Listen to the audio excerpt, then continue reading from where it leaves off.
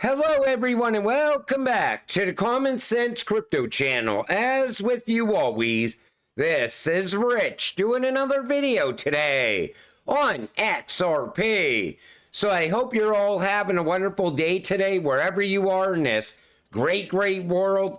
We're gonna talk about XRP. And once again, this is the one-day chart. We're sitting here at 54 cents. Yesterday, at this time, when I was making videos, we were at 54 cents then. We've been just going sideways for the most part. And you know, that's why when XRP finally does break out, it's going to be absolutely shocking. Everyone's used to it going sideways day after day. And then all of a sudden, massive breakout. People are going to be shocked. Faces are going to melt when we finally break out. BitBoy on XRP. In 5 years, you'd wish you bought more XRP.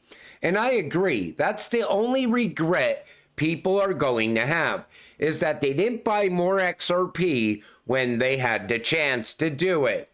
And he's projecting in this run $60 for XRP.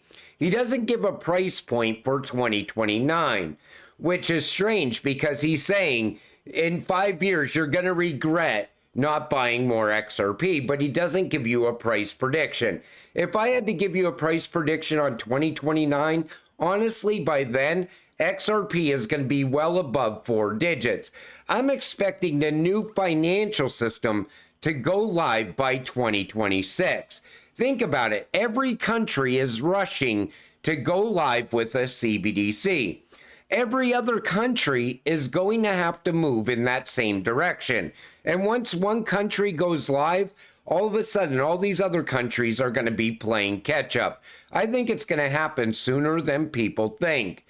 XRP price goes from $3 to $200. Analysts call 7-year bullish pennant setup too perfect for massive breakout. So they're still saying if we're following 2017, expect a breakout all the way up to 3 digits. I'm going to say it again. I still think it's going to be a very hard road for XRP to get to 3 digits because people are going to be selling off left and right at different price points. Now, if utility starts driving the price, I think we will absolutely get there. But, you know, we might get there just on this run. I mean, just during alt season. Who really knows? We appreciate your sacrifice. Time to pump XRP. This comes from Alex Cobb. Take notice, our XLP said, sold everything. Just sold everything. I'm done with XRP and I'm going to live my best life. Take care. You know, this is not the time to give up. This is not the time to sell your XRP. We are way too close now. Think about how long you've been holding XRP, waiting for this moment to happen, and it's weeks away. All of a sudden, people are still giving up on XRP, though. I just don't get it. You know, I've been holding for 6 years.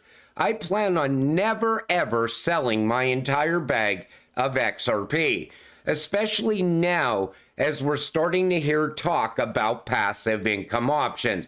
And there's going to be more passive income options as we push into the future. Massive new XRP whale surfaces with 104 million XRP moved. Now they're saying that this is happening because of Ripple pushing towards custody. They're saying that's why we're starting to see all these new whales. They're linking it to custody. But I'm not so sure. I think a lot of people are also selling other assets and buying XRP because they're also expecting that massive run-up. They don't want to miss out on it. And when it comes to custody, I think Ripple is going to control the entire custody scene. I mean, they are just going to outperform everyone else. Take a listen to this right here. And I think that kind of segues interestingly into our play in custody with the acquisition of Medico to put ourselves in a position to, you know, people who issue real world assets, they're not going to all want to build their own platforms and management and all that. I think that's super important. When you think about where Ripple's strategy is, how do we continue to help propel and support the XRP infrastructure? Custody is, in my opinion, something super important, not just for the XRPL, but for the industry overall. And if you believe that real world assets are going to be supported at scale, you need better and more robust and more flexible custody solutions, frankly, also at lower cost. Yeah. A lot of the players in the custody business, in my opinion, on in the ecosystem today, some of the leading custody players are pretty expensive. And they don't have a lot of competition. They don't have a lot of competition. And so I think there's an opportunity, and again, one of the reasons why Ripple custody, and we've actually seen great traction both with the biggest of the big. I think we publicly announced HSBC is a customer there, as well as some other kind of tier one banks. So it looks like Ripple plans to be cheaper than the rest. And take notice, Brad said it's very expensive. And we are getting to that time where real world asset tokenization is going to be happening. So think about all those assets coming to the XRP ledger. Think about Ripple being their custody solution. Whenever they got to move those assets around, whenever they want to sell those assets off, XRP is going to be in the middle. And us as XRP holders, we're going to get very rich off of that very fast, because I see trillions and trillions of dollars coming through tokenization. This image illustrates how Ripple executives such as Chris Larsen, Rosie Rios, Michael Barr are connected to the Fed, U.S. Treasury, IMF, World Economic Forum, and other key financial institutions.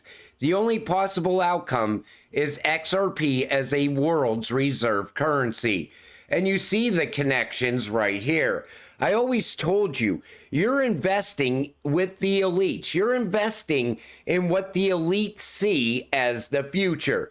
There's a reason that Ripple is tied to every one of these organizations. There's a reason that they chose XRP to be used all throughout the world. You think that those rails got put in place by accident, with all of these countries? No, because the elites had the perfect software, RippleNet, and they have the perfect cryptocurrency, XRP. And they're the ones telling the BIS and the IMF, listen, we got to get these rails set up. Time is running out. We are ready to go live with a new financial system. Yes, global regulatory clarity is coming for digital assets.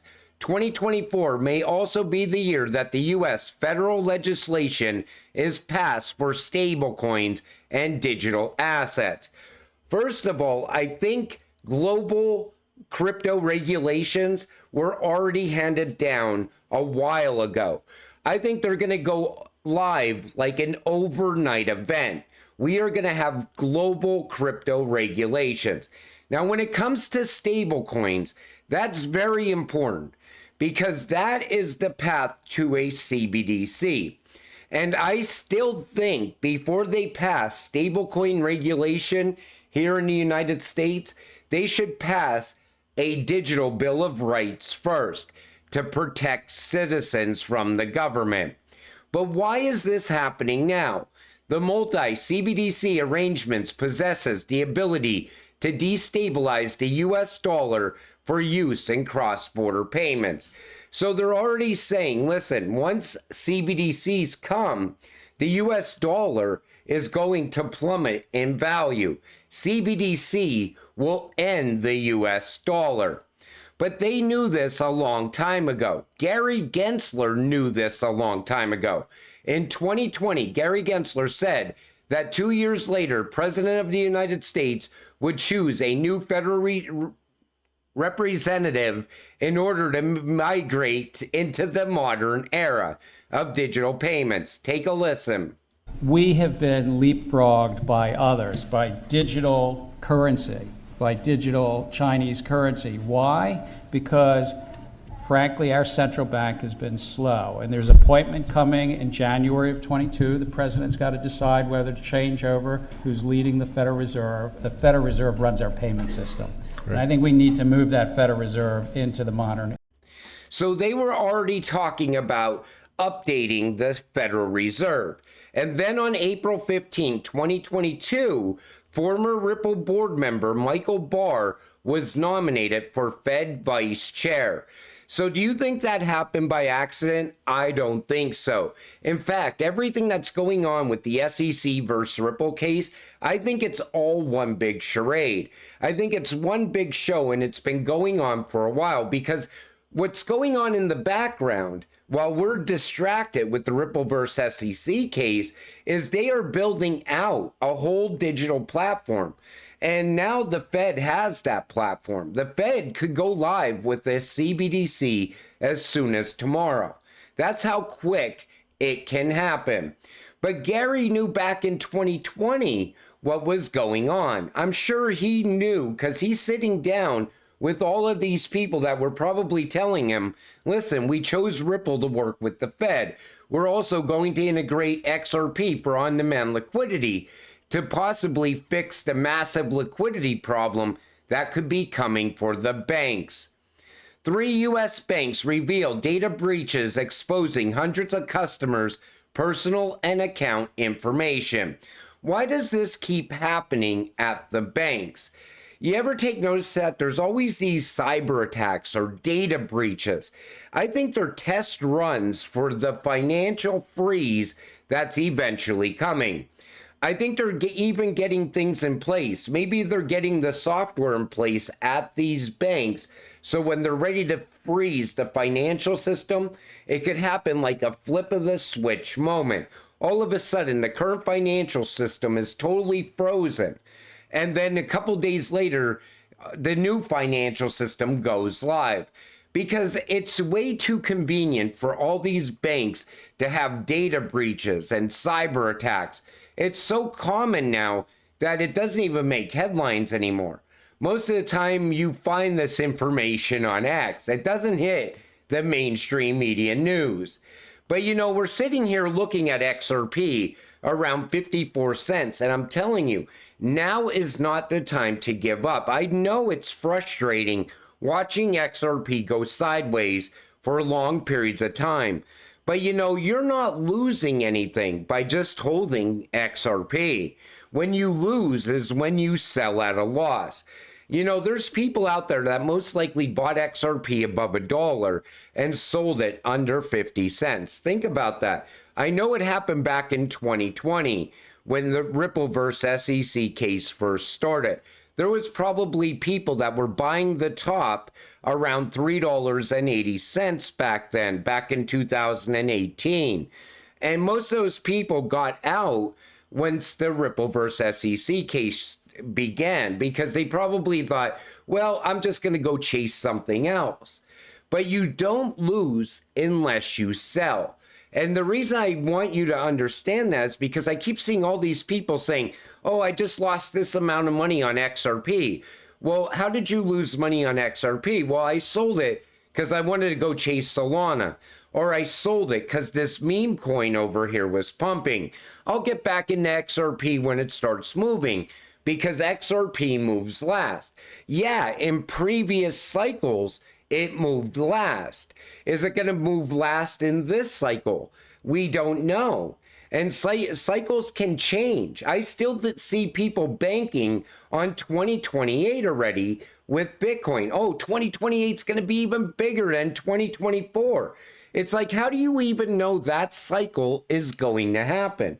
You know, everything repeats until it doesn't, is what I'm saying. And the same thing can happen with XRP. All it takes is utility to start driving the price of XRP right now, and it would take off and leave the rest of this space behind. You know, but still this cycle would continue, even though XRP is now running on utility. The Bitcoin cycle this time around would still play out. Now, if utility is driving this entire market before 2028, that would change things very fast. The next cycle may not even happen on schedule. And who would really care? Because if utility is driving the price of these cryptocurrencies, it would be real value in these cryptocurrencies. You wouldn't get those big pullbacks anymore that people are also predicting. Instead, you would have gradual upward movement as more and more utility, more and more customers on board and start utilizing XRP. And that's why I always urge you not to sell too soon. But until it all happens, stay patient, stay positive, and let's get rich together. With that said, I'm going to wrap up this video. I want to thank you all for watching. I appreciate all of you. I'll see you in the next one. Have a great night.